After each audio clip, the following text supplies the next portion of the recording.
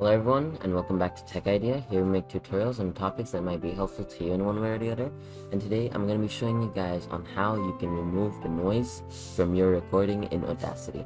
So firstly, we want to just record something, and you need to make sure that you record some of the background noise as well, so Audacity knows what to remove. So let us record something.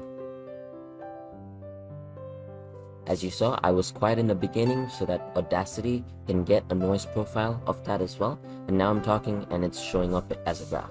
So we're just going to stop it and let's just play from the beginning. As you can see, that's a lot of noise and we don't want that noise in it. So we just want to select this part and then go to Effect, and then you want to select Noise Reduction. Once you get that, you want to press on Get Profile, Control A to select the entire audio. Then you just want to go back on Effects and then Noise Reduction. From here, you can adjust how much noise you want to reduce.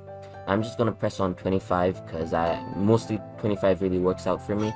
So once I press on 25, as you can see, the graph really simmers down a lot. Admittedly, there is going to be noise still, and your voice is going to sound a bit robotic. That is because it is digitally reducing that noise. Now the best way to remove noise would be if I'm monitoring, if I do